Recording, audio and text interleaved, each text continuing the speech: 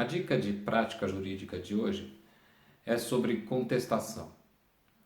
Sobre a égide do CPC de 73, como vocês devem lembrar, na contestação o advogado tinha as questões preliminares e a questão de mérito. E além da contestação, o advogado devia analisar sobre a possibilidade de impugnar o valor da causa, a justiça gratuita, ou de apresentar exceção de suspeição, de impedimento ou de incompetência. Sobre a égide do novo CPC, do CPC de 2015, o legislador reuniu todas essas possibilidades numa peça só. Ou seja, quando o advogado vai preparar a sua resposta, na própria peça de contestação ele deve ou pode impugnar a justiça gratuita, impugnar o valor da causa, apresentar preliminares, apresentar exceção de incompetência relativa ou absoluta e ainda apresentar reconvenção ao pedido do autor. A única exceção ficou mesmo com as exceções, com a exceção de impedimento ou de suspeição do juiz, que continuam sendo por meio de petição apartada, provocando a suspensão do feito. E como que ficou, então, depois dessas alterações, a estrutura da contestação? Isso é importante.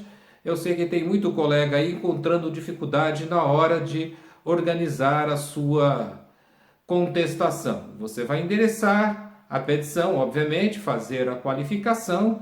Então, a minha sugestão depois é que você apresente então as preliminares.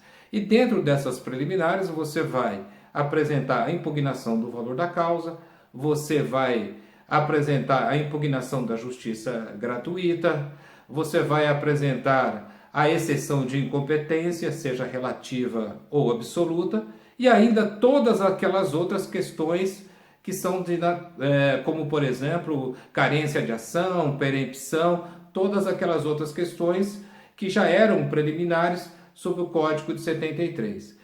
Depois de falar, então, das preliminares, você vai falar do mérito. Onde você vai, obviamente, impugnar o pedido do autor. E mesmo que você apresente, por exemplo, uma exceção de incompetência, é importante que você responda à questão de mérito, porque agora, como eu te disse, está tudo reunido na mesma peça. Depois de falar do mérito, se for o caso, você ainda pode apresentar a reconvenção. Na reconvenção, como vocês sabem, o réu sai da posição passiva e assume uma posição ativa em relação ao autor. Ou seja, ele não só se defende, como ele pede contra o autor. A reconvenção tem natureza de ação. E como ela tem natureza de ação, mesmo ela estando dentro da contestação, você tem que apresentar valor da causa. E depois, obviamente, você faz os seus pedidos. Então, a estrutura atual da contestação, a minha sugestão é que ela ficou da seguinte maneira.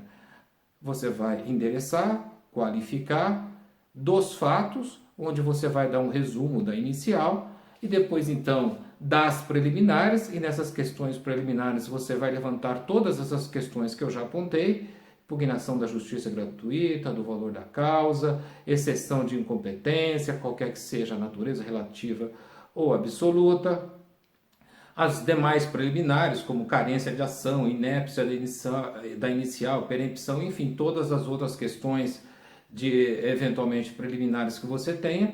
Depois você vai falar do mérito. Depois, então, vem lá dentro dessa estrutura da reconvenção, quando for o caso, quando o réu quiser reconvir. E depois da reconvenção, você coloca o item dos pedidos, onde você vai resumir de forma cronológica todos os seus pedidos, vai reiterar todos os seus pedidos, das provas e encerra a petição. Essa é a estrutura e esta é a minha sugestão.